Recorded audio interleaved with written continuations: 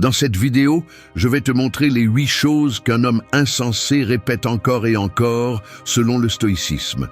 Le philosophe Sénèque disait que l'insensé n'apprend pas du passé et ne se prépare pas pour l'avenir. Il reste simplement piégé dans un cycle d'erreurs et d'excuses. Aujourd'hui, nous allons identifier ces actions répétitives qui te maintiennent loin de la sagesse et que tu ne remarques probablement pas dans ta vie quotidienne. Imagine la scène quotidienne. Un homme assis devant son bureau, en train de revoir les mêmes papiers en désordre comme toujours, se plaignant pour la énième fois de son chef, sans avoir rien changé depuis la dernière fois où il s'est trompé. Les jours passent et le même schéma se répète. Il arrive en retard à ses engagements, donne des excuses vagues, accuse la circulation, accuse le temps.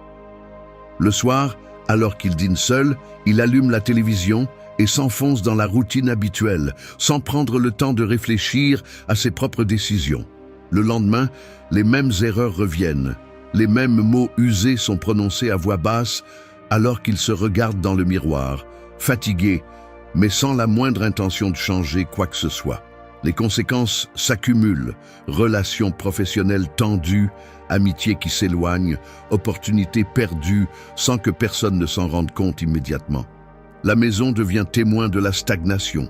Vaisselle empilée dans l'évier, vêtements non pliés, messages restés sans réponse. Tout n'est que répétition, cycle après cycle, sans apprentissage, sans préparation pour ce qui va arriver. L'insensibilité, selon Sénèque, est visible dans chaque détail, dans chaque petit abandon. La dernière de ces actions répétitives va te surprendre, car elle est plus courante que tu ne l'imagines. Commençons. Point 1. Se plaindre toujours de choses hors de son contrôle. L'homme insensé fait de la plainte sa langue quotidienne. Il observe la pluie par la fenêtre et s'irrite parce qu'il ne peut pas sortir. Il se frustre à cause des embouteillages, de la lenteur des autres, de la chaleur, du froid, de l'économie mondiale. Sa liste de plaintes ne finit jamais car il trouve toujours des coupables en dehors de lui-même. Ce schéma a un coût caché. Chaque fois qu'il se plaint de quelque chose qu'il ne peut pas contrôler, il cède son pouvoir personnel et son énergie à des circonstances qu'il ne pourra jamais changer. Analysons comment fonctionne ce cycle. Imagine quelqu'un qui commence sa journée en consultant les prévisions météo. Il découvre qu'il va pleuvoir et au lieu d'adapter ses plans, il passe plusieurs minutes à maudire le temps. Il quitte la maison, se retrouve dans un embouteillage et commence à insulter les conducteurs, la ville, le gouvernement. Il arrive en retard au travail, s'excuse en blâmant tout le monde, sauf lui-même. Lorsqu'il rentre chez lui, il se plaint des prix au supermarché, de l'attitude des employés, du nombre de personnes dans la file d'attente. Chaque instant est une occasion de s'énerver contre ce qu'il ne peut pas modifier, et chaque plainte renforce le sentiment d'impuissance. Cette habitude ne fait pas seulement s'épuiser, elle enferme aussi l'homme insensé dans une prison mentale. Se plaindre de ce qui est incontrôlable nourrit l'illusion que le monde devrait s'adapter à ses désirs. Mais le monde suit son cours, indifférent. Les personnes autour de lui perçoivent son amertume, sa négativité constante, et finissent par s'éloigner ou par reproduire le même comportement. Ainsi, la plainte devient une épidémie silencieuse qui contamine les milieux professionnels, les relations familiales et même la propre perception de la vie.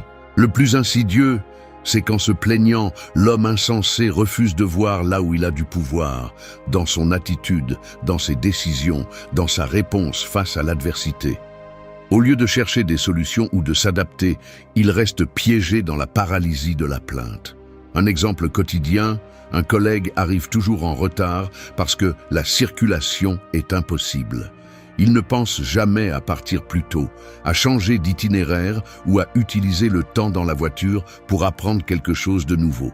Il préfère s'accrocher à son récit de victime, croyant que l'univers conspire contre lui. Se plaindre de ce qui ne dépend pas de soi est une forme d'auto-illusion. Il est plus facile de blâmer la météo, le gouvernement ou le patron que d'assumer la responsabilité de sa propre réaction. Mais cette facilité est un piège. Chaque plainte répétée renforce la passivité et affaiblit le caractère. L'homme sage reconnaît la différence entre ce qu'il peut changer et ce qu'il ne peut pas. Et il garde le silence face à l'inévitable, réservant son énergie à ce qui compte vraiment. L'homme insensé, en revanche, répète cette erreur encore et encore, incapable de voir que la véritable liberté commence lorsqu'il cesse de se plaindre de ce qui lui échappe. Ainsi, l'habitude de se plaindre toujours de choses hors de son contrôle ne le rend pas seulement malheureux, elle le condamne à une vie de frustration perpétuelle. Deuxième point, chercher des coupables au lieu d'assumer sa responsabilité. Il existe une habitude silencieuse qui distingue l'homme sage de l'homme insensé, la tendance à chercher des coupables lorsque les choses ne se passent pas comme prévu. Au lieu de se tourner vers l'intérieur et d'examiner ses propres décisions, l'insensé pointe du doigt les autres, convaincu que la cause de son mal-être se trouve toujours à l'extérieur. Cette attitude devient une prison invisible, car celui qui renonce à sa responsabilité renonce aussi à son pouvoir de changer. Imagine quelqu'un qui trébuche sans cesse sur les mêmes erreurs, mais qui trouve chaque fois une nouvelle excuse. C'était le chef injuste, le partenaire peu compréhensif, le temps, la chance, la société. Son discours se répète et devient un écho vide. Ainsi, la vie lui échappe dans la justification et le ressentiment. L'homme insensé vit convaincu que le monde conspire contre lui, tandis que le sage se demande quelle part de la situation dépend de lui. Assumer sa responsabilité ne signifie pas porter les fautes des autres, mais reconnaître son propre rôle dans chaque événement. C'est un exercice d'honnêteté qui exige du courage. Regarder ses propres fautes sans les déguiser, admettre les limites de sa propre action et apprendre de chaque chute. L'homme qui fuit cette tâche se condamne à répéter ses erreurs, car il n'en tire aucune leçon. Épictète a écrit « Ce ne sont pas les choses qui nous troublent, mais les opinions que nous avons à leur sujet. » Lorsque l'homme insensé accuse les autres, il s'enferme dans ses jugements et renonce à la possibilité de grandir. Le sage, au contraire, s'arrête, observe et se demande « Que puis-je changer en moi? Que puis-je apprendre de cela ?» Ce n'est qu'ainsi que l'expérience se transforme en sagesse et non en une chaîne de ressentiment. Chercher des coupables est facile, assumer sa responsabilité est difficile, mais seule la difficulté mène à la liberté intérieure. L'homme sage le sait et pour cette raison, il choisit de se regarder lui-même avant de pointer les autres du doigt. L'insensé répète la même histoire, encore et encore, sans se rendre compte que la clé a toujours été dans sa propre main. Point 3. Répéter les mêmes erreurs en espérant des résultats différents. Dans la vie d'un homme qui n'apprend pas, il existe un schéma silencieux et destructeur. Trébucher encore et encore sur la même pierre, convaincu que cette fois, tout sera différent. Il ne s'agit pas seulement de se tromper, mais d'ignorer complètement les leçons que l'expérience offre. C'est une cécité volontaire, une auto-illusion qui retarde la croissance personnelle et approfondit la stagnation. Imagine quelqu'un qui, après une dispute animée, promet de ne pas perdre son sang-froid la prochaine fois. Pourtant, lorsqu'une nouvelle provocation surgit, il réagit de la même façon, ou pire. Il n'y a eu aucune réflexion, aucune analyse de ce qui n'a pas fonctionné, simplement l'espoir vide que le résultat change de lui-même. Voilà comment fonctionne l'entêtement.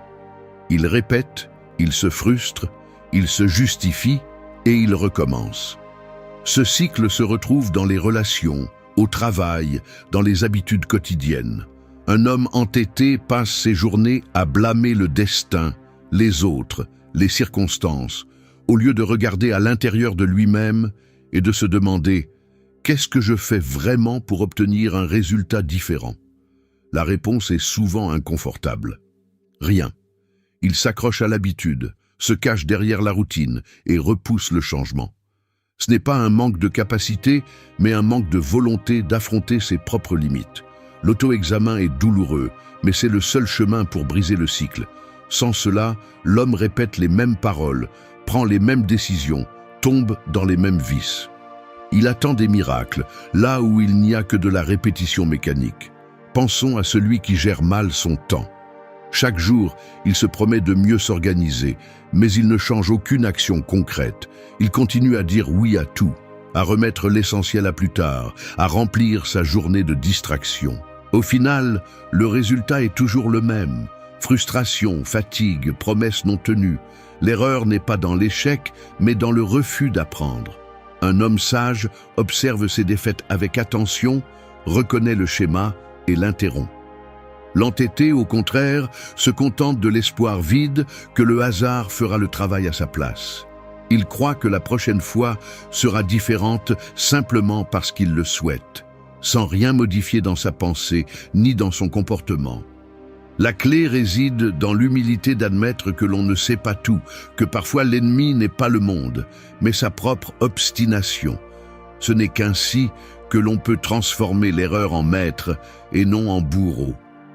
La répétition sans apprentissage est une condamnation auto-infligée, un cercle vicieux dont on ne sort qu'avec une honnêteté brutale et une action consciente. Chaque fois que tu tombes dans la même erreur, demande-toi: qu'ai-je fait de différent cette fois-ci? Si la réponse est rien, le résultat sera identique. Changer commence par reconnaître le schéma, l'interrompre et s'engager sur un nouveau chemin, même si cela est inconfortable. Un homme qui répète les mêmes erreurs en espérant des résultats différents ne perd pas seulement du temps, il perd sa vie. La sagesse, c'est observer, apprendre et changer. Le reste n'est que bruit et épuisement. Ne confonds pas espoir et entêtement. La croissance exige du courage, non une foi aveugle que les choses changeront d'elles-mêmes. Point numéro 4. Dépenser de l'énergie dans des disputes inutiles. T'es-tu déjà retrouvé au milieu d'une discussion absurde à défendre un point uniquement par orgueil, alors que le sujet ne t'intéressait même pas? Certains hommes semblent concourir pour le trophée invisible de celui qui a le dernier mot, comme si cela leur donnait de l'intelligence ou du statut. Le piège est simple. Chaque fois que tu entres dans une bataille verbale sans raison, tu perds du temps, tu perds de l'énergie et, pire encore, tu perds ta dignité. Il n'y a aucune victoire possible quand le seul prix est de nourrir l'ego d'un autre insensé. Imagine cet homme qui ne peut laisser passer aucune provocation, qui répond à chaque remarque insignifiante, qui a besoin de prouver qu'il en sait plus ou qu'il ne se laisse pas marcher dessus. Quel est le résultat? Il s'épuise, il s'aigrit, et au final, il ne reste que le vide d'avoir combattu pour rien. Pendant que tu te disputes pour la moindre futilité, la vie continue et les autres avancent. Veux-tu vraiment être celui dont on se souvient comme de l'homme qui n'a jamais su quand se taire? Il y a une différence immense entre défendre ses principes et se perdre dans des conflits sans but. L'homme sage choisit ses batailles. L'insensé se dispute pour tout et n'importe quoi, comme si sa valeur dépendait du fait de gagner des discussions inutiles. Ne te trompe pas. Personne ne respecte celui qui transforme chaque conversation en champ de bataille. Cela ne fait que révéler de l'insécurité et un immense manque de maîtrise de soi. La prochaine fois que tu ressens le besoin de te lancer dans une dispute inutile, rappelle-toi que ton énergie est limitée. La gaspiller pour des causes vides ne fait que te rendre insignifiant. Dépenser de l'énergie dans des disputes inutiles, c'est le passe-temps favori de l'homme qui n'apprend jamais. 5e point. Poursuivre des plaisirs éphémères sans penser aux conséquences. T'est-il déjà arrivé de te laisser emporter par une impulsion pour ensuite te demander pourquoi tu l'as fait? Parfois, la tentation de l'immédiat est si forte qu'elle semble impossible à repousser. Un repas dont tu sais qu'il ne te fera pas du bien, un achat impulsif, une décision prise uniquement pour le plaisir du moment. Cela peut ressembler à une petite récompense, une façon de s'échapper du poids du quotidien. Mais ensuite, quand l'émotion retombe, il ne reste que ce vide. Le plaisir s'en va aussi vite qu'il est venu, et à sa place apparaissent les conséquences, culpabilité, remords ou même de nouvelles difficultés. Il est facile de tomber dans ce cycle, surtout lorsque la fatigue ou la frustration obscurcissent le jugement. Le désir de ressentir quelque chose de différent, ne serait-ce qu'un instant, peut conduire à répéter des erreurs qui pèsent ensuite lourd. Il ne s'agit pas seulement de grandes décisions, cela se trouve aussi dans le quotidien. Remettre à demain ce qui est important pour regarder un épisode de plus, passer du temps sur des distractions, chercher l'approbation dans des choses qui n'apportent rien. Nous avons tous ressenti ce combat intérieur entre ce que nous voulons sur le moment et ce dont nous avons vraiment besoin sur le long terme. Ce n'est pas de la faiblesse, c'est humain.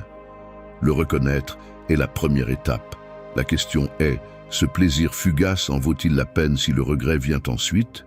Bien souvent, la réponse n'apparaît que lorsqu'il est déjà trop tard.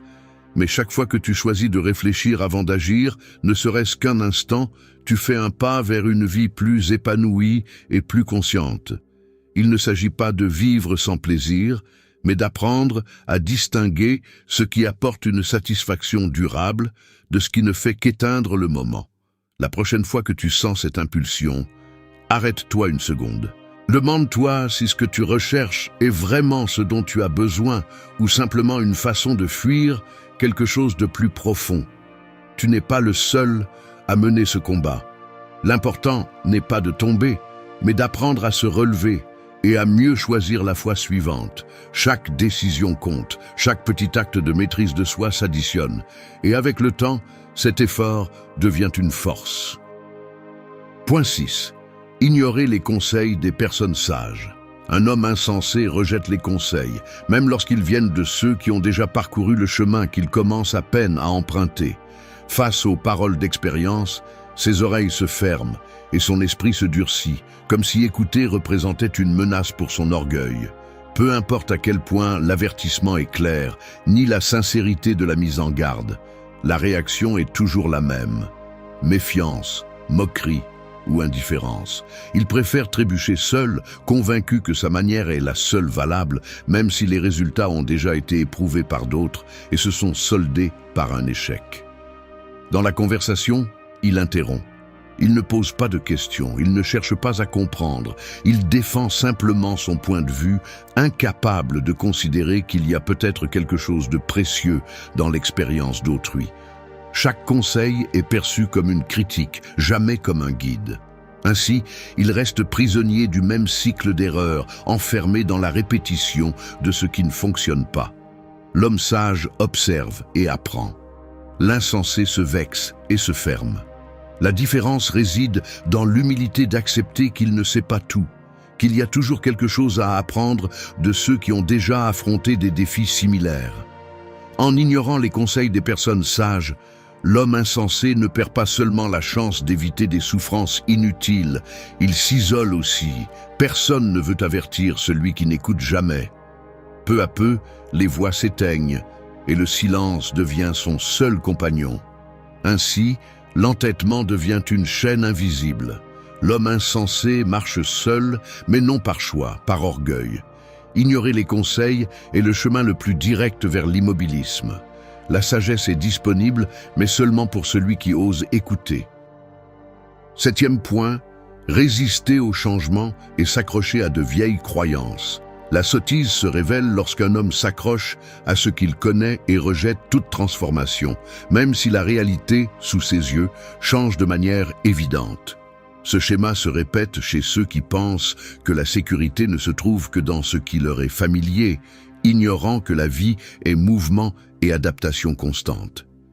Imagine quelqu'un qui, année après année, continue de défendre des idées héritées sans jamais les remettre en question. Il peut s'agir d'une croyance sur la façon dont un homme doit se comporter ou d'une habitude apprise dans l'enfance et jamais revisitée.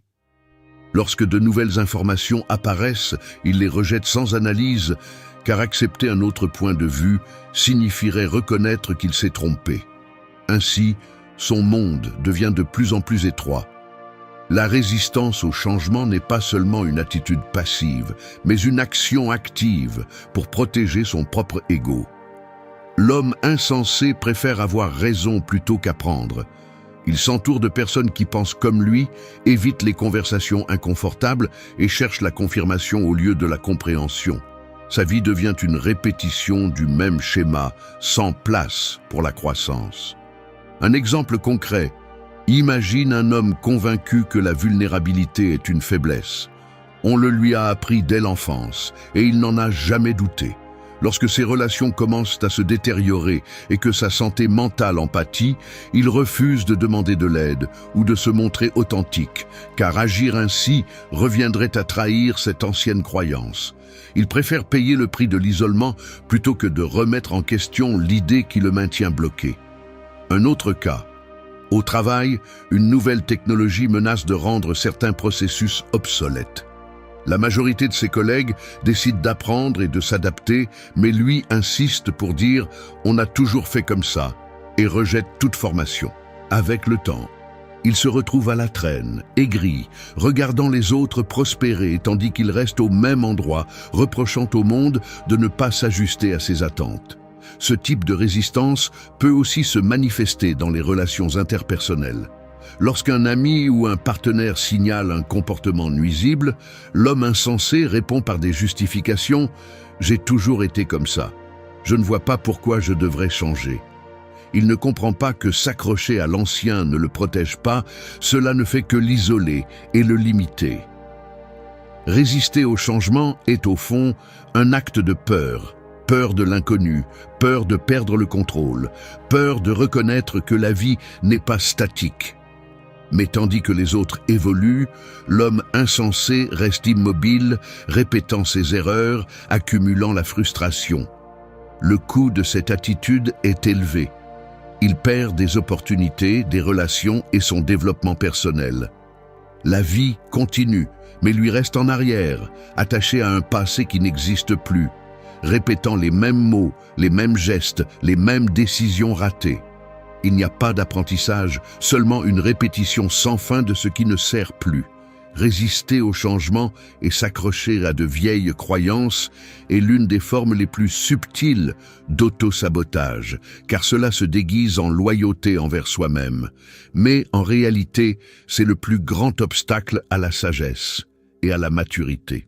La transformation n'arrive que lorsque l'on accepte le doute, lorsque l'on admet que ne pas tout savoir est la première étape pour découvrir quelque chose de nouveau. Voilà le chemin que l'homme sage emprunte, tandis que l'insensé répète encore et encore la même erreur. Fin du point. Point numéro 8. Blâmer le destin pour son propre malheur. Un homme insensé trouvera toujours un coupable en dehors de lui-même. Lorsque la vie le frappe, il pointe du doigt le destin, la chance des forces invisibles. Chaque échec est un coup joué contre lui, une conspiration de l'univers. Peu importe combien de fois il trébuche sur la même pierre, il ne s'arrêtera jamais pour regarder ses propres pas. Il préfère penser que sa douleur est l'œuvre d'un plan étranger, que sa souffrance est inévitable, qu'il est né marqué par la malchance. Le piège est confortable. Blâmer le destin lui permet d'éviter la responsabilité de ses choix, de ses habitudes, de ses faiblesses. Il peut répéter les mêmes erreurs et les justifier avec une phrase vide. « Ce n'était pas pour moi. Cela devait être ainsi. La vie ne m'a jamais rien donné. » Ainsi, il devient un spectateur passif de sa propre existence, résigné à regarder passer les jours sans tenter de changer quoi que ce soit. Son malheur devient un refuge, une excuse parfaite pour éluder l'effort que demande la transformation de sa réalité. Mais la vérité est brutale. Personne ne lui a volé la possibilité d'agir. Personne n'a choisi pour lui la paresse, l'auto-apitoiement, le manque de discipline. Personne ne l'a empêché de demander de l'aide, de chercher la connaissance, de se relever encore une fois. Le destin n'est pas une force consciente qui s'amuse à ruiner des vies. Le destin, dans la plupart des cas, est la somme de milliers de petites décisions prises chaque jour et la volonté d'en assumer les conséquences. L'homme insensé préfère ignorer ce fait, car l'accepter lui demanderait d'affronter sa propre lâcheté.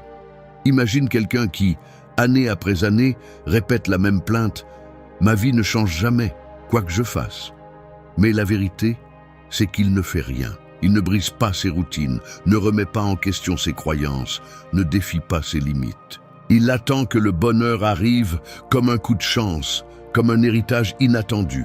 Il devient un mendiant de miracles, attendant que le monde lui offre ce qu'il n'est pas prêt à construire. La conséquence est dévastatrice. Un homme qui blâme le destin pour son malheur finit seul, aigri, incapable d'inspirer le respect ou l'admiration. Ses relations s'usent, son estime de soi s'effondre, son potentiel pourrit. La vie lui offre des opportunités, mais il ne les voit pas ou il les refuse. Il préfère la plainte à l'action, la lamentation au combat, la résignation à la transformation. Il n'y a pas de châtiment plus cruel que de se réveiller un jour et de se rendre compte que l'on a été soi-même l'architecte de sa misère, que ce n'était pas le destin, ni la chance, ni les dieux. C'était la somme de ses décisions, la paresse de sa volonté, la lâcheté de son caractère. L'homme insensé ne l'admet jamais, mais au fond de lui, il le sait. Et ce savoir le consume en silence. Blâmer le destin, c'est la sentence de mort pour toute possibilité de changement. Tant qu'il continue à croire que la vie est quelque chose qui lui arrive et non quelque chose qu'il construit, il est condamné à répéter la même histoire, année après année, jusqu'à son dernier souffle. Rien ne change tant qu'il n'assume pas que la responsabilité de son bonheur a toujours été entre ses propres mains. 8 choses, rien de plus. Sur la table de la cuisine, une tasse de café refroidie à côté d'un carnet aux pages froissées. Dehors, les voitures avancent lentement sous la pluie. Le bruit monotone s'infiltre par la fenêtre entr'ouverte. À la télévision, les informations répètent des chiffres et des visages fatigués. Dans la pièce voisine, une chemise reste suspendue au dossier d'une chaise depuis plusieurs jours, sans que personne ne prenne la peine de la plier. Le téléphone vibre une fois, 2 fois, puis reste silencieux sur la table, son écran éclairant brièvement la pénombre. Dans le couloir, les lumières clignotent avant de s'éteindre complètement. Une pile d'assiettes sales grandit dans l'évier, accumulant taches et odeurs. Les plantes du balcon ont perdu leur couleur. Les feuilles tombent et s'amoncellent sur le sol, sèches et cassantes. Dans le courrier, une lettre non ouverte se mélange à des factures en retard et à des prospectus publicitaires. L'écho de conversations passées flotte encore dans l'air, marqué par des traces de chaussures sur le parquet. Il ne reste ni question ni avertissement, seulement la preuve silencieuse de ce qui a été laissé derrière. Si cela a résonné en vous, abonnez-vous. Si tu continues d'attendre que les choses changent à l'extérieur, tu resteras le même à l'intérieur. Et dehors, cela ne deviendra pas toujours plus facile. La ville poursuit son cours, la rue mouillée par la pluie, les autobus bondés, les gens qui accélèrent le pas sous le bruit des moteurs et des klaxons. Dehors, la vie montre peu d'intérêt pour tes projets. Il ne s'agit pas de paraître intelligent, il s'agit d'assumer comment tu agis chaque jour, même si personne ne regarde.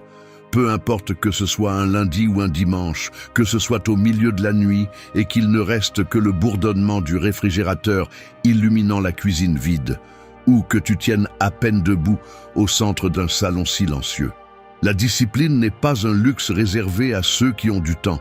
C'est le seul chemin si tu cherches le respect de toi-même et un véritable contrôle. Il n'y a pas de reconnaissance dans la routine. Personne ne va t'applaudir pour t'être levé tôt alors que les autres dorment, pour avoir éteint l'écran et réessayé après 3 échecs consécutifs, pour avoir rangé ce qui ne se voit pas et nettoyé ce qui ne se salit pas. Les résultats n'apparaissent pas en public. Reste jusqu'à la fin, car la dernière leçon est la plus difficile à accepter et celle qu'il te coûtera le plus d'appliquer. Si ce contenu t'apporte quelque chose, abonne-toi et active les notifications. Leçon 1. Prends la responsabilité de ta réaction initiale. Choisir ta première impulsion change la façon dont les autres te perçoivent. Marc Aurèle a dit « Limite ton temps. Si tu ne le fais pas, d'autres le feront à ta place. » En pratique, chaque oui à ce qui n'a pas d'importance est un non à ce qui en a. La règle est claire. Ta réaction initiale t'appartient. Le contrôle n'est pas à l'extérieur. Il réside dans ce que tu choisis de faire à cet instant précis. Tu ne peux pas contrôler tout ce qui arrive, mais tu peux entraîner ton esprit à décider de ta première impulsion. Si tu cèdes à chaque stimulation, ta vie sera dirigée par les circonstances et par les autres. La maîtrise de soi n'est pas un trait que l'on possède ou non. Cela s'entraîne. Tu cesses d'être maître de toi-même lorsque tu accuses ton environnement et que tu attends qu'il change pour pouvoir agir avec discernement. Pense à une dispute de couple. Le message arrive et ta première impulsion est de répondre avec ironie ou colère. Si tu ne t'arrêtes pas, ce ton marque toute la conversation et souvent le reste de la journée. Le silence gênant après une remarque blessante s'installe dans la pièce, les gestes de chacun deviennent mécaniques, la nourriture refroidit dans les assiettes. Le ressentiment s'accumule, visible dans les regards fuyants et les portes qui se ferment avec plus de force que nécessaire. La journée se termine avec deux personnes éloignées, chacune repassant mentalement le premier moment où tout aurait pu être différent. Au travail, on te confie une tâche à la dernière minute. Ton impulsion est de te plaindre, de faire la grimace, de laisser tout le monde voir ton agacement. Mais ce geste en dit plus sur toi que la tâche elle-même. Tes collègues évitent de croiser ton regard. L'ambiance se tend. Le chef observe ta réaction depuis la porte. Il en prend note mentalement. À la fin de la journée, les occasions de collaboration diminuent. Les messages dans ta boîte de réception se font plus rares. La réputation s'érode aux yeux de tous, lentement, à chaque grimace, à chaque soupir audible. Dans les deux cas, l'environnement ne fait que te mettre à l'épreuve. Le vrai jugement se trouve dans ta réaction initiale. La séquence est simple. Stimulus, impulsion, réaction visible. Les conséquences se déploient en temps réel. Les mots lancés ne reviennent pas, les gestes restent gravés. L'environnement réagit, il se refroidit, se ferme, se durcit. Ce n'est pas le destin, c'est ta conduite répétée. Et il y a encore plus. Leçon 2. Identifie la pensée avant d'agir. T'observer te donne le contrôle sur tes réponses. Il y a quelque chose que tu dois accepter. Ton contrôle commence dans la pensée, pas dans l'environnement. La discipline personnelle ne dépend pas du fait que la vie s'adapte à tes désirs, mais de ta capacité à observer ce que tu penses avant d'agir. La règle est simple. Celui qui ne s'observe pas répète les mêmes erreurs et paie le même prix. Peu importe combien de fois tu changes de travail, de partenaire ou de ville. Si tu n'entraînes pas ton esprit à identifier l'impulsion avant l'action, ta conduite sera la même, quelles que soient les circonstances. Il est plus facile de blâmer la circulation, l'économie ou l'attitude des autres, mais cette excuse te condamne à réagir toujours de la même manière. L'esprit inattentif est un terrain fertile pour l'impulsivité, la plainte et l'autodéfaite. Si tu ne t'arrêtes pas pour voir ta pensée, ta conduite sera toujours automatique et prévisible. Imagine une dispute sur WhatsApp. Il est 11h48 du soir et l'écran brille dans ta chambre sombre. Quelqu'un te répond avec quelque chose qui t'irrite. Les mots apparaissent, secs et tranchants. Ta première impulsion est de répondre instantanément, laissant la colère ou l'orgueil décider à ta place. Les doigts bougent vite, le message est envoyé. Quelques secondes plus tard, tu lis ce que tu as écrit, les sourcils froncés. Le mal est déjà fait, même si la conversation se termine par un simple « d'accord ». Le lendemain, tu ouvres la conversation et tu vois que l'autre personne n'a pas répondu. Au bureau, l'ambiance est lourde. Ton collègue évite ton regard. Le chef te donne des instructions sans te saluer. La tension se ressent dans la façon dont les autres t'observent, dans les silences prolongés, dans le bruit sec d'une porte qui se ferme. Tu te souviens de la nuit précédente. Le schéma se répète. Un courriel envoyé sur un ton agressif, une réponse sèche au milieu d'une réunion. Les conséquences sont immédiates et tangibles. La relation avec ton équipe en souffre, ton chef note ton attitude dans son carnet mental. L'opportunité de participer à un projet important s'évapore sans explication. À la maison, l'indifférence s'installe. Ton partenaire dîne en silence, Les couverts résonnent contre l'assiette. Tu essaies d'engager la conversation, mais la distance est évidente. Le ressentiment s'accumule dans chaque geste, dans chaque mot non prononcé. Le schéma, c'est toi, pas la situation. Cette erreur paraît petite, la suivante non. Leçon 3. Ne parle qu'après avoir traité l'émotion, mesurer tes paroles, renforce ta crédibilité. Tu es en pleine discussion sur WhatsApp. Quelqu'un te dit quelque chose qui t'agace. Sans réfléchir, tu réponds instantanément, guidé par la colère. Quelques minutes plus tard, tu relis ce que tu as écrit et tu te rends compte que tu as exagéré.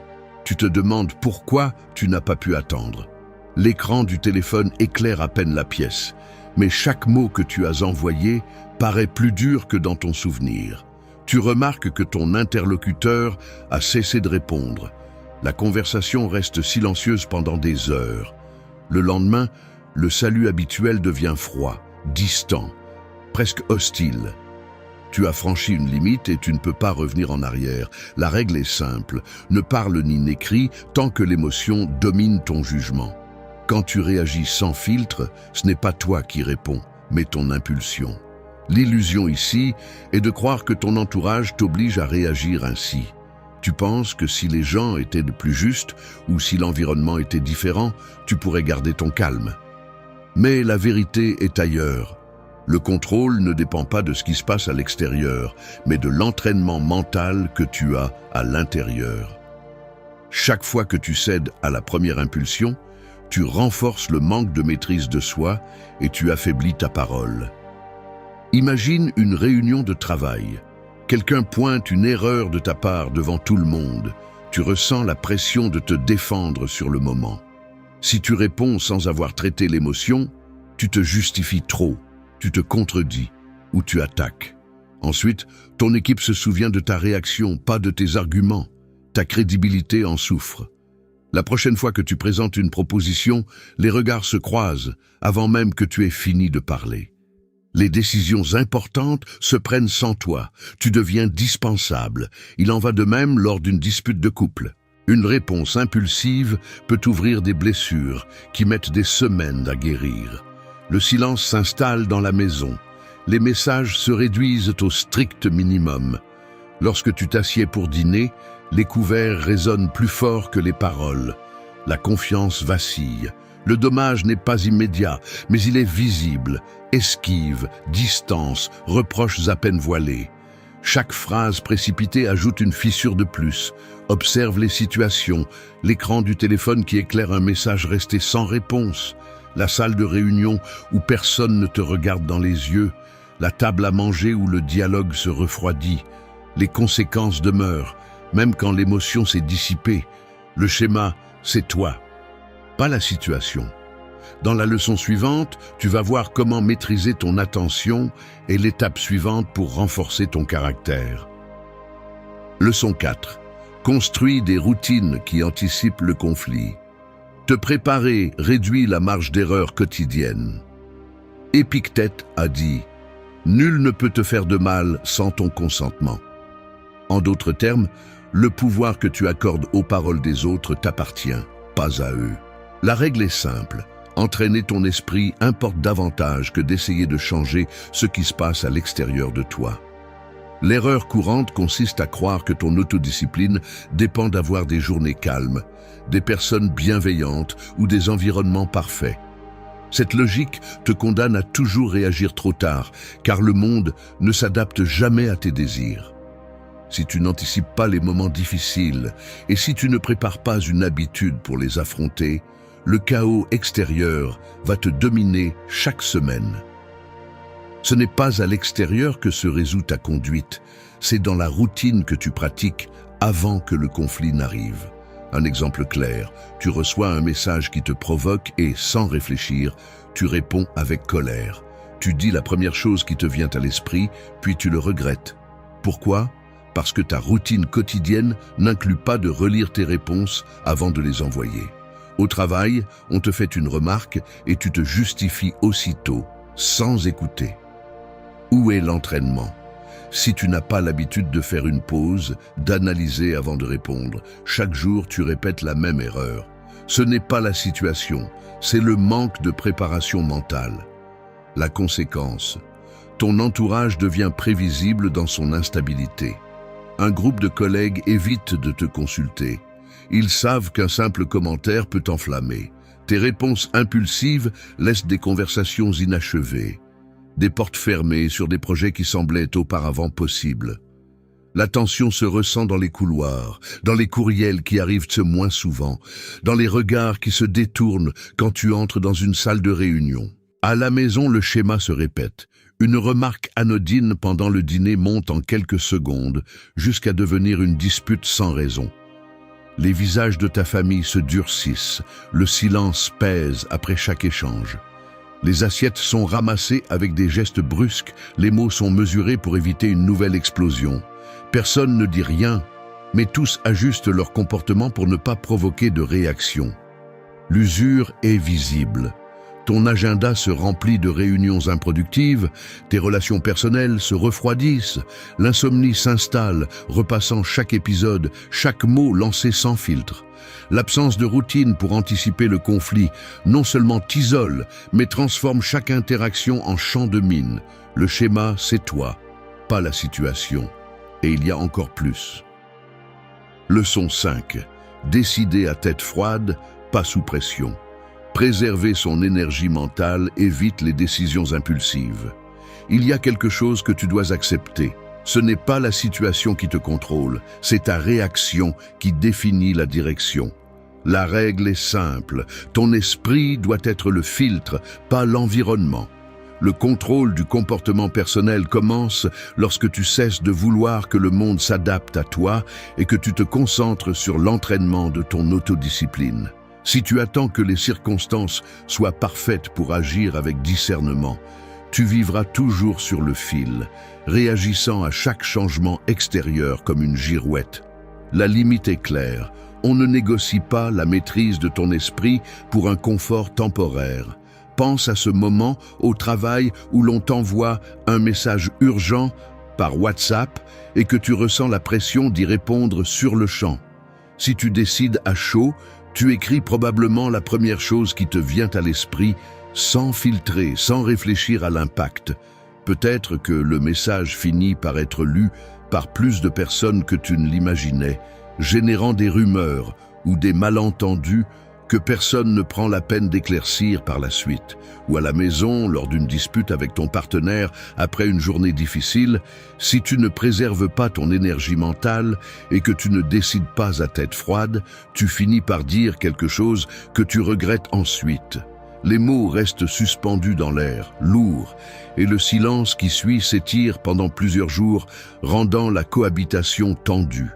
Il en va de même avec les amis ou à la salle de sport. Lorsqu'une provocation te fait perdre ton sang-froid parce que tu n'as pas posé la limite de réfléchir avant d'agir. Un geste, une mauvaise réponse, et l'inconfort s'installe dans le groupe, visible dans les regards fuyants et les conversations écourtées. Le résultat est toujours le même, des décisions impulsives qui te coûtent ensuite du temps, des relations ou même ta réputation.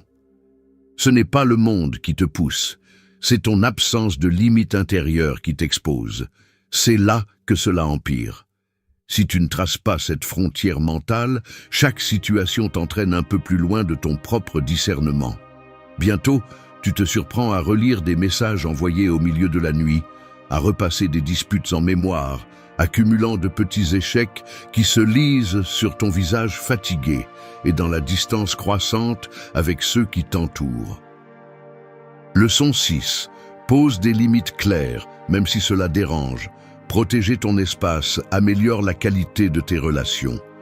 Tu es dans une réunion de travail, assis dans une salle à la lumière blanche et aux chaises inconfortables. La climatisation bourdonne en arrière-plan. Quelqu'un avec une voix trop forte pour cet espace fermé commence à raconter des problèmes personnels.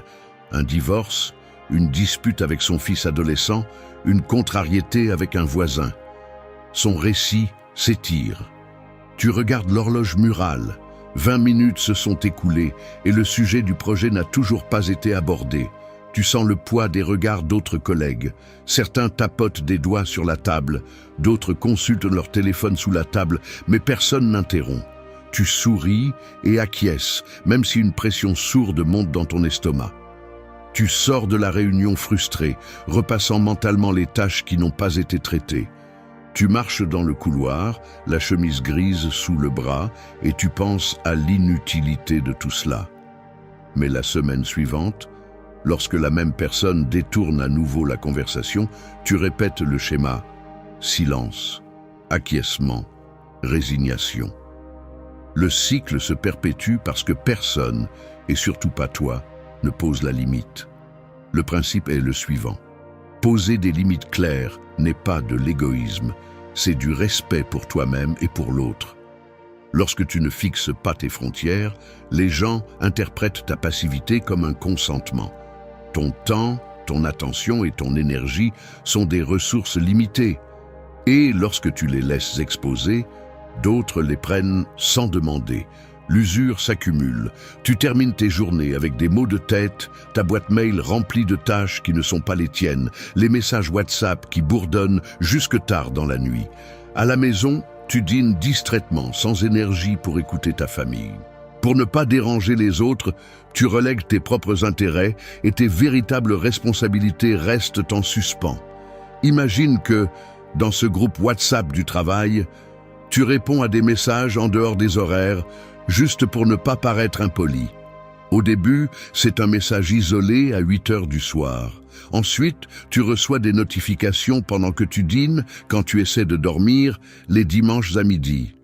Tes réponses rapides établissent un précédent. Bientôt, un collègue te réclame un fichier à 11 heures du soir. Un autre attend que tu relises un document un samedi. Les tâches s'accumulent et ta déconnexion disparaît. Tu te surprends à consulter ton téléphone dans la salle de bain, à répondre à des messages dans la file du supermarché.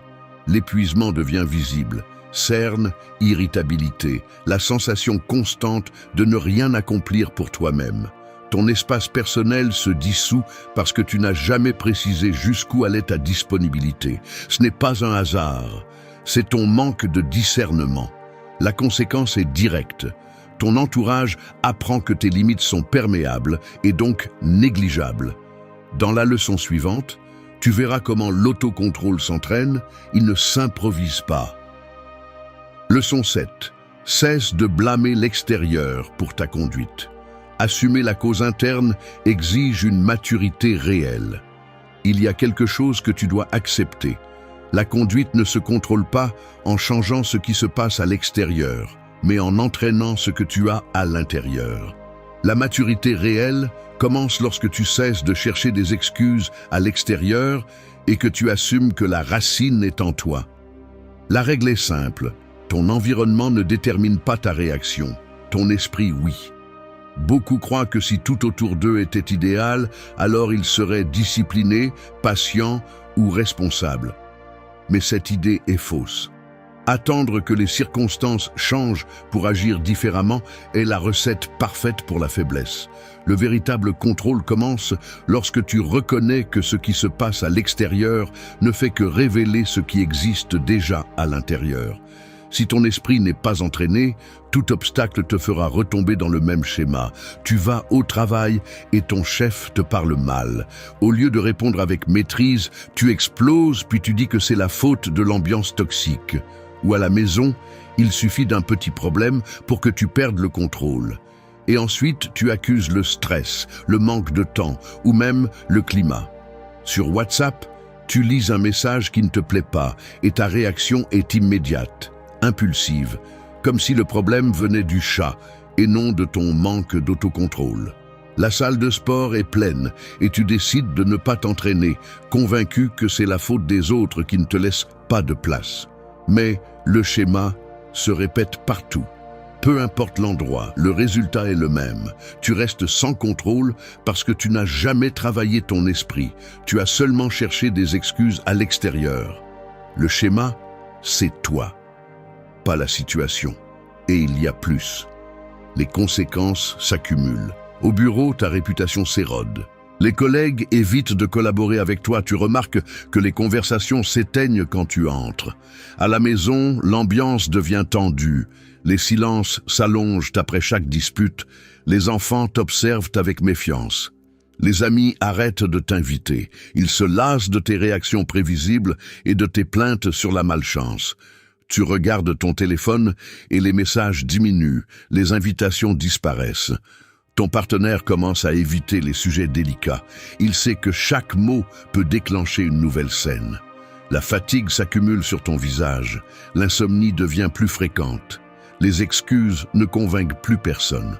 Le désordre intérieur se reflète dans ton environnement. La maison n'est pas rangée, la table de travail couverte de papier, les vêtements entassés sur une chaise. La vie se dérègle au même rythme que tu perds le contrôle. Tout ce qui t'entoure commence à montrer la trace visible d'un esprit qui n'a jamais été entraîné. Leçon 8. Accepte que l'environnement n'ira jamais mieux pour toi. Seul ton esprit peut changer ta vie, pas tes circonstances. Pense que attendre que tout s'améliore à l'extérieur n'est qu'une pause inoffensive.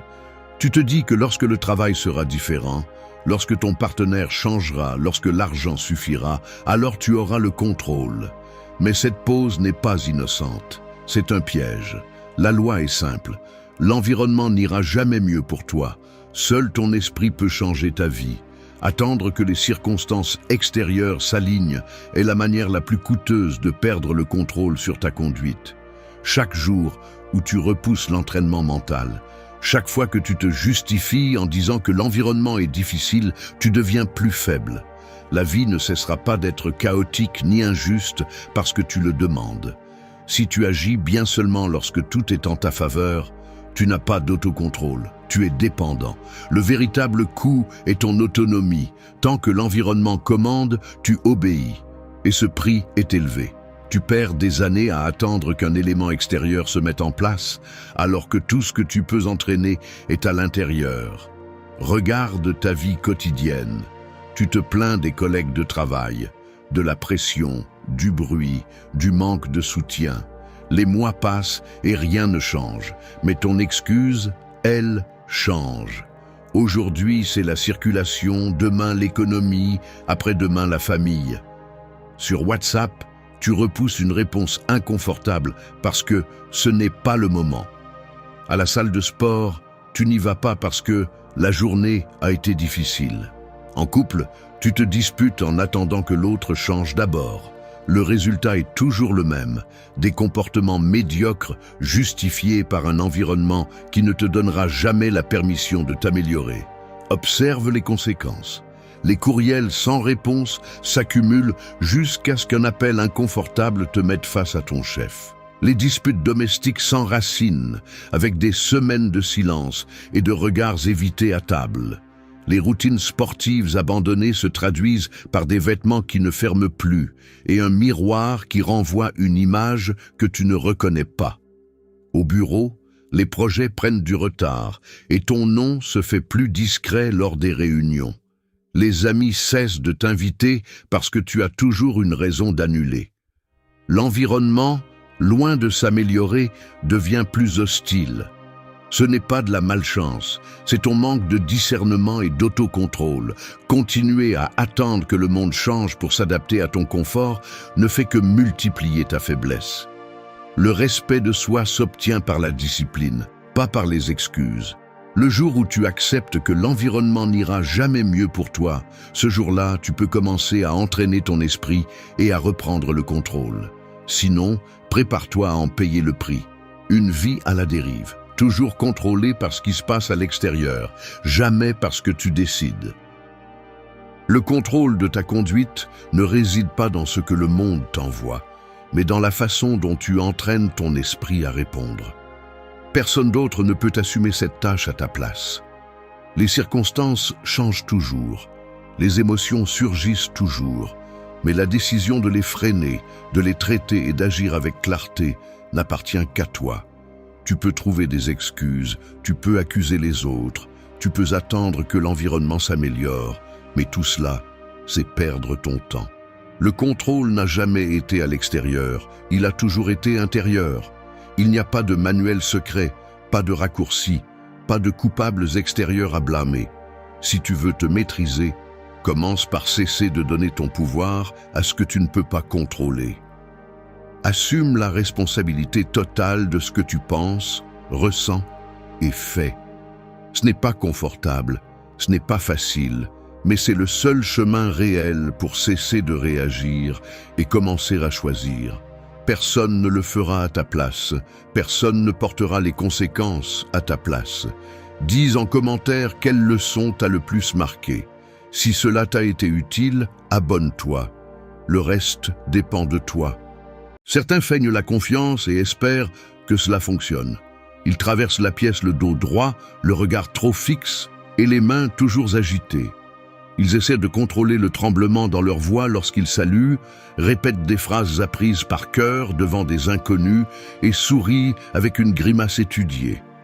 Ils espèrent que personne ne remarque la tension dans leurs épaules, la sueur froide sous la chemise. D'autres font des choses concrètes et leur présence pèse plus que n'importe quel mot. Ils arrivent et ne regardent pas tout le monde, mais tout le monde les regarde. Ils s'assoient lentement, consultent des documents, notent des chiffres, gardent le téléphone éteint. Quand ils parlent, c'est seulement ce qui est nécessaire. Tu n'as pas besoin de plus de discours ni d'astuces de conversation. Il n'existe pas de liste de phrases magiques ni de raccourcis pour impressionner. Tu as besoin d'habitudes qui se voient, se ressentent et se respectent. Des habitudes comme arriver à l'heure, tenir parole, garder l'ordre dans ton espace. Il ne s'agit pas de paraître intelligent, il s'agit d'avoir de la discipline dans ce que tu fais chaque jour. Le bureau dégagé, les vêtements sans plis, les courriels répondus avant midi, parce que l'attrait réel n'est pas une question de chance ni de génétique, c'est le résultat des comportements que tu choisis et que tu maintiens. Reste jusqu'à la fin, car la dernière conduite est celle que tu auras le plus de mal à accepter. Habitude numéro 1. Prends soin de ta posture à tout moment. Maintenir une posture droite transmet de l'assurance et améliore la première impression. Cesse de négliger ta posture. Ne permets pas que le confort ou la fatigue dictent la manière dont tu te présentes. Reste droit même lorsque personne ne t'observe. La règle est simple. Ta posture est un message silencieux que tout le monde lit avant d'entendre un seul mot. Négliger ta posture a un coût immédiat et concret. Chaque fois que tu arrondis les épaules ou que tu t'affales sur ta chaise, tu envoies des signaux d'insécurité et de manque de contrôle. Peu importe si tu as de bonnes intentions ou un discours irréprochable, la première impression se forme en quelques secondes et la posture est le premier filtre. Si ton corps communique de la faiblesse ou du désintérêt, tu as déjà perdu des points avant même d'ouvrir la bouche. Le prix est réel. Moins de respect, moins d'attention et moins d'opportunités de connexion. Lors d'une réunion de travail, tu arrives et tu t'écroules sur la chaise. Le dossier grince sous ton poids et tes épaules s'affaissent vers l'avant. Personne ne t'interrompt, mais l'ambiance change. Ton supérieur détourne le regard. Les collègues t'ignorent lorsque tu proposes une idée. Ta voix se perd dans les murmures. La prise de décision se poursuit sans toi. Tes notes restent sans être examinées. Ta présence se dilue. À la fin, lorsque la réunion se termine, tu ne reçois qu'un regard d'approbation à peine perceptible. Ton opinion passe inaperçue. Lors d'un rendez-vous, ta posture voûtée transmet de la nervosité. Tu t'assieds au bord du siège, la tête baissée, les épaules refermées. L'autre le remarque, même s'il ne dit rien. La conversation devient superficielle, distante. La tension s'installe à la table. Le rendez-vous se termine plus tôt que prévu, sans promesse de se revoir. Le silence sur le chemin du retour est une conséquence tangible. À la salle de sport, tu t'entraînes avec le dos voûté. L'instructeur t'observe de loin, mais ne s'approche pas. Les autres te regardent du coin de l'œil, percevant ta fatigue avant même que tu ne soulèves un haltère. Tes répétitions sont moins efficaces. Ton énergie chute rapidement. Tu repars sans avoir réalisé aucun progrès visible, avec la sensation d'avoir perdu ton temps. Même lors d'un appel vidéo, tes épaules affaissées et ton regard baissé disent à l'autre que tu n'as pas confiance en toi. La caméra capte tout. Le menton collé à la poitrine, le dos enfoncé. Ton interlocuteur répond par des monosyllabes, regarde ailleurs, consulte son téléphone pendant que tu parles. La connexion se refroidit, la conversation s'épuise. Ce n'est pas invisible, cela se ressent. Le résultat te montre la vérité. Deuxième point. Habitude numéro 2. Maîtrise tes impulsions avant de réagir. Contrôler tes réponses émotionnelles évite les conflits et projette de la maturité. Épictète a dit « Ce ne sont pas les choses qui nous troublent, mais les opinions que nous avons à leur sujet. » En pratique, ton jugement est ta chaîne ou ta liberté. La norme est simple, tu n'es pas attirant si tu es esclave de tes émotions. La réaction automatique est toujours le chemin le plus facile, mais aussi le plus coûteux. Lorsque tu réponds sans filtrer tes impulsions, tu remets le contrôle de ton image et de ton destin à des facteurs extérieurs. Le véritable attrait ne se définit pas par ton apparence, mais par la discipline avec laquelle tu choisis tes réponses. Si tu te laisses emporter par la colère, la frustration ou l'anxiété, tu perds le respect, l'autorité et la confiance. Maîtriser tes impulsions n'est pas de la répression, c'est de l'autocontrôle conscient. La maturité ne se mesure pas en années, mais dans la capacité à différencier ce que tu ressens de ce que tu fais. Pense-y lors d'une dispute sur WhatsApp. Quelqu'un te lance un commentaire provocateur. Tu ressens l'impulsion de répondre sur le même ton, d'attaquer ou de te défendre. Si tu le fais, la conversation s'envenime et tu te retrouves dans un conflit inutile qui use ta réputation et ton lien. Mais si tu respires, fais une pause et choisis de répondre avec mesure, tu projettes du contrôle et de la sécurité. Transporte ce scénario à un dîner de famille. Un parent lance une remarque sarcastique sur tes choix personnels devant tout le monde. Tu sens la chaleur sur ton visage, les mains tendues, la mâchoire crispée. Si tu réponds par le sarcasme ou l'agressivité, l'ambiance devient tendue. Les couverts restent suspendus, les regards s'évitent, la conversation s'éteint. Les plus jeunes observent, les aînés murmurent. La soirée devient inconfortable et ton image reste marquée par ta réaction. Au travail, lorsque tu reçois une critique injuste, ta réaction immédiate pourrait être de te justifier ou d'élever la voix. Si tu le fais, tu ne fais que valider le jugement des autres selon lequel tu es immature. Si tu contrôles ta réponse et réponds avec des arguments fermes mais calmes, tu gagnes du respect. Les collègues commencent à te voir comme quelqu'un de fiable, capable de supporter la pression sans s'effondrer. Le chef prend note. La prochaine fois qu'une opportunité de leadership se présente, ton nom apparaît dans la conversation. En couple, le contrôle des impulsions détermine la solidité de la relation. Une dispute mineure dans la cuisine peut s'envenimer à cause d'un mot lancé sans filtre. Le silence qui suit est lourd. Quelques jours plus tard, la confiance est fissurée, les conversations deviennent superficielles, les regards se dérobent. Ou bien, tu choisis un silence momentané, tu prends 1 minute, puis tu parles avec calme. La tension retombe, la conversation mûrit, la relation survit. Le résultat est en train de te montrer la vérité. Ce n'est que le début. Habitude 3. Parle moins, écoute davantage. Prioriser l'écoute active te rend plus intéressant et crée une connexion authentique. Il y a une chose que tu dois accepter. La plupart des gens parlent pour impressionner, mais peu écoutent pour comprendre. La règle est simple. Celui qui écoute vraiment se distingue. L'erreur courante, c'est de croire que pour plaire ou être remarqué, il faut parler davantage, combler les silences ou montrer ce que l'on sait. Mais plus tu parles sans écouter, moins tu deviens intéressant. Personne ne veut d'un monologue déguisé en conversation. Si tu ne fais qu'attendre ton tour pour parler, les gens le remarquent et se détournent de toi. L'alternative, c'est de corriger. Écouter activement, poser des questions, laisser de la place à l'autre. Cela te distingue des autres et crée une connexion réelle, pas seulement une interaction superficielle. Lors d'une réunion de travail, tout le monde rivalise pour donner son avis. L'atmosphère est lourde, les voix se chevauchent, les gestes se tendent. Toi, tu choisis de te taire et de prêter attention aux détails que les autres négligent.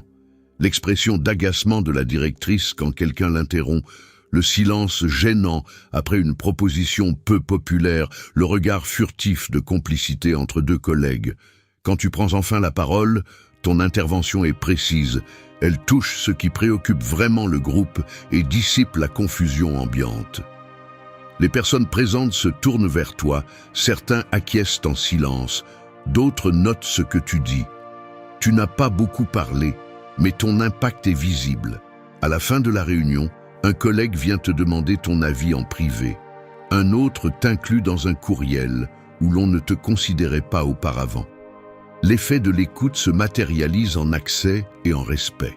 Dans une conversation sur WhatsApp, au lieu de répondre aussitôt avec ta propre anecdote, tu poses une question sur ce que l'autre a mentionné. Tu remarques que la conversation prend une toute autre tournure. L'autre personne s'étend, te confie des détails qu'elle n'avait jamais partagés.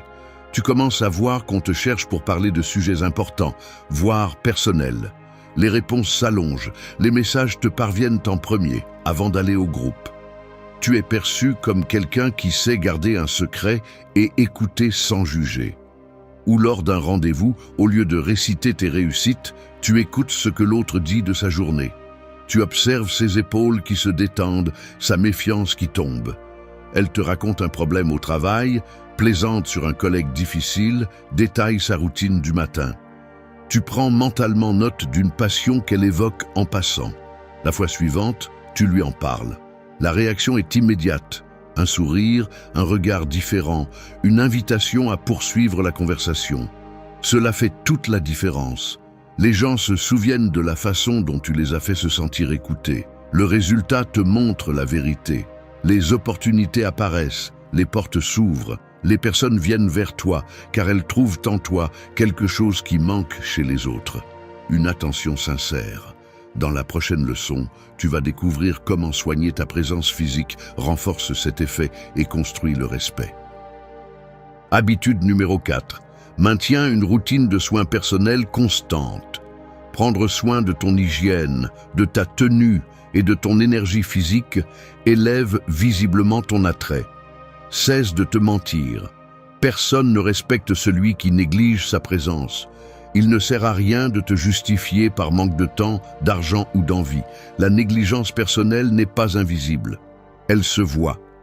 Et elle pèse plus lourd que tu n'oses l'admettre. Le principe est simple.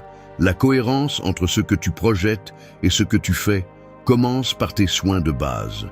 Si tu négliges ton hygiène, tes vêtements ou ta condition physique, le message est clair. Tu dis, sans un mot, que tu ne te valorises pas assez pour mettre de l'ordre dans l'essentiel. Cela n'affecte pas seulement la façon dont les autres te perçoivent, mais aussi celle dont tu te vois toi-même. Et la perception devient réalité. Moins de respect, moins d'intérêt, moins d'opportunités. Personne ne veut investir du temps ou de l'énergie dans quelqu'un qui ne s'impose même pas le minimum. Pense à un rendez-vous, une réunion de travail ou un simple appel vidéo. Tu arrives avec une chemise froissée, une barbe de plusieurs jours ou une haleine de café rance. Tu crois pouvoir compenser par ton charisme ou ton intelligence, mais l'impression est déjà faite. Tu transmets du désordre, un manque de contrôle, peu de discipline.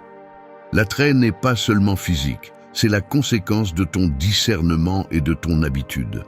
Quand tu prends soin de toi, tu projettes du respect, du contrôle et de l'attention aux détails. Cela attire. Quand tu ne le fais pas, la conséquence est visible. Tu deviens insignifiant pour ceux qui font des efforts. Personne ne te le dira en face, mais on t'écartera. C'est aussi simple que cela. Et il y a plus.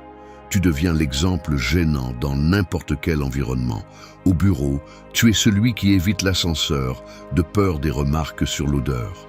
En réunion, tu es celui qui reçoit des regards furtifs vers la tache sur le pantalon ou la saleté sous les ongles. Au restaurant, tu es celui qui s'excuse pour l'état de ses chaussures, usées et poussiéreuses. Tu ne reçois pas d'invitation aux événements importants. On ne te sollicite pas pour de nouveaux projets. Les opportunités disparaissent sans bruit. Le téléphone cesse de sonner. Les messages restent sans réponse. Les conversations deviennent brèves, impersonnelles. Même dans le quotidien, la négligence s'accumule et devient une partie de ton identité. Le miroir renvoie une image fatiguée, peau terne, regard éteint, posture voûtée. Le corps est lourd, les vêtements gênent, le moral s'éteint. L'entourage réagit, porte close, regard fuyant, distance qui n'existait pas avant. Il n'y a pas de mystère. La conséquence de la négligence, c'est l'isolement progressif et l'insignifiance. Il ne s'agit pas de perfection, mais de respect de l'essentiel. Et le monde te le fait payer sans prévenir. Habitude 5. Prends des décisions rapidement et prends des risques. Montrer de la détermination et ne pas hésiter te positionne comme quelqu'un digne d'être suivi. Tu es dans une réunion et une question clé surgit. Il y a un silence. Tout le monde regarde autour de soi, attendant que quelqu'un prenne une décision. Tu hésites, tu regardes ton téléphone, tu réfléchis à toutes les options possibles et tu restes silencieux. Quelqu'un d'autre intervient, prend la parole, choisit une direction et tout le monde le suit sans discuter. La conversation s'articule autour de cette décision. À la fin de la séance, celui qui a parlé reçoit un signe d'approbation du chef, un regard, un hochement de tête, une mention dans le courriel de suivi. Tu passes inaperçu. En sortant de la salle, personne ne vient vers toi pour commenter l'action. Tu n'es qu'une présence de plus en arrière-plan. La règle est simple. Décide vite, prends le risque et montre ta détermination. Quand tu hésites, tu laisses place au doute et à l'insécurité. L'indécision est contagieuse. Si tu ne prends pas le contrôle, quelqu'un d'autre le fera. Mettre de l'ordre dans ton esprit et agir sans vaciller te rend visible, digne de confiance et désirable dans n'importe quel environnement. Personne ne suit celui qui attend toujours des instructions ou qui cherche l'approbation. L'attrait n'est pas seulement physique ni verbal, c'est avant tout une question de caractère et de décision. Celui qui se montre résolu, même s'il se trompe, donne le rythme et gagne le respect. Celui qui attend devient invisible. Au travail, cela signifie que lorsqu'un problème inattendu surgit, c'est toi qui proposes une solution concrète au lieu de demander du temps pour y réfléchir. Pendant que les autres regardent leurs notes et échangent des regards gênés, tu proposes « on règle cela ainsi » et tu dictes un plan. Si le résultat n'est pas parfait, tu assumes la responsabilité. Si cela fonctionne, la reconnaissance est immédiate. Les messages privés, les félicitations publiques, l'invitation à participer à de futurs projets, la réputation se construit aux yeux de tous. Sur WhatsApp, tu réponds avec clarté et sans détour. Tu ne remplis pas la discussion de doutes ou d'excuses. Quand un groupe s'enlise à choisir un restaurant ou une date, tu écris « On va ici, à 20h ». Personne ne conteste, la conversation avance. Le groupe compte sur toi pour débloquer les situations. Les indécis attendent ton message. En couple, tu choisis un plan et tu assumes le résultat, sans rejeter la faute si tout n'est pas parfait. Tu prends l'initiative, tu réserves la table, tu choisis le film, tu proposes le voyage. S'il y a un imprévu, tu ne t'excuses pas. L'ambiance change, moins de discussions, plus d'action. L'autre te regarde différemment, la dynamique se transforme. À la salle de sport, tu n'hésites pas à essayer une nouvelle routine sans passer des semaines à étudier des théories. Tu prends une barre, tu tentes un exercice, tu corriges en cours de route. Les autres t'observent, certains te demandent conseil. L'entraîneur t'appelle par ton prénom. Le schéma est le même, ceux qui décident dirigent, ceux qui doutent suivent. Ce n'est pas le destin, c'est ta conduite répétée. Ce n'est que le commencement. Habitude 6. Apprends à dire non sans donner d'explication. Poser des limites claires, même si cela met mal à l'aise, augmente le respect et ta valeur perçue. Il y a quelque chose que tu dois accepter. Dire non sans te justifier n'est pas un acte d'égoïsme, c'est un acte de respect envers toi-même. Cela paraît anodin, mais c'est l'une des distinctions les plus claires entre quelqu'un qui a du discernement et quelqu'un qui vit pour plaire. Le principe est simple, celui qui ne pose pas de limites finit par devenir invisible. Celui qui ne sait pas dire non finit par être l'ombre des attentes des autres. La plupart des gens pensent qu'expliquer chaque refus est un signe de politesse ou d'empathie. Ce n'est pas le cas. C'est la peur du conflit déguisée en courtoisie. Le résultat est dévastateur. Tu deviens une cible facile. Celui qui ne dérange jamais n'est jamais respecté. Ne pas poser de limites claires ne te rend pas plus aimé. Cela te rend simplement remplaçable. Chaque fois que tu justifies ton non, tu remets le contrôle de ton temps et de ta valeur aux autres. Et eux, même s'ils ne le disent pas, le remarquent. Ils respectent moins celui qui se justifie toujours et cèdent davantage devant celui qui trace sa frontière sans trembler. Au travail, ton supérieur te demande de rester plus longtemps. Tu n'en as pas envie, mais au lieu de dire non, tu inventes une excuse. Tu te retrouves à rester après les horaires pendant que les autres rassemblent leurs affaires et partent. Le bureau se vide et tu restes là, devant l'écran allumé, sous la lumière blanche des néons sur tes épaules. Le lendemain, la demande se répète et ton refus, agrémenté de justifications, est ignoré. Bientôt, d'autres collègues repèrent ta tendance à céder et commencent à te déléguer des tâches qui ne te reviennent pas. La charge de travail augmente, ton temps pour toi s'évapore. Personne ne te demande si tu peux, ils supposent simplement que tu diras oui. Sur WhatsApp, un ami t'invite à une activité qui ne t'intéresse pas et tu réponds par un non agrémenté d'explications inutiles. Il prend cela comme une invitation à insister. Les messages s'accumulent. Tu es sûr que tu ne peux pas. Tu ne peux pas changer ton programme. Le dialogue s'éternise. Finalement, tu finis par y aller par céder ou tu passes pour l'indécis. Ton temps, à nouveau, est négocié par d'autres. En couple, tu acceptes des plans que tu ne veux pas juste pour éviter un malaise. Samedi après samedi, tu te retrouves à des réunions que tu détestes, à des dîners interminables où ta présence est celle d'un invité de pierre. Elle le remarque. Tes gestes trahissent la résignation, ta voix est absente. La relation devient une succession de concessions silencieuses. L'admiration s'efface, remplacée par une habitude froide. Chaque fois que tu justifies ton refus, ta valeur perçue s'effrite. On te voit comme quelqu'un qui ne tient pas parole, qui a besoin de permission pour avoir son propre discernement. Et c'est le prix que tu paies pour ne pas déranger. Tu deviens insignifiant. Le visage de ceux qui t'entourent change. Ils te regardent avec une légère condescendance, comme on observe quelqu'un incapable de défendre sa place. Ce n'est pas de la malchance, c'est ton manque de discernement et de maîtrise de toi.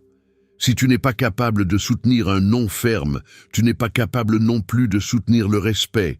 Le respect ne se négocie pas avec des explications. Il s'impose avec des limites. Personne ne te le dira. Mais c'est ainsi que cela fonctionne. Le respect se gagne. Tu peux garder les mêmes excuses, la même posture voûtée, les mêmes réactions automatiques et la même peur de déranger. Ou tu peux commencer à corriger ton langage corporel, poser des limites claires, écouter avec intention et prendre des risques même si ta voix tremble. Personne ne va te prouver que ton attractivité grandit si tu n'oses pas essayer. Le chemin est inconfortable, mais l'alternative est de rester le même. Aujourd'hui, tu as devant toi deux façons de vivre. Une qui te maintient invisible et une autre qui t'oblige à te distinguer pour ce que tu es, pas pour ce que tu sembles être. Il n'y a pas de juste milieu. Soit tu restes dans l'inertie, soit tu prends le contrôle de chaque habitude et tu vois le changement par toi-même. Dis en commentaire lequel de ces 6 habitudes tu dois encore travailler. C'est toi qui décides.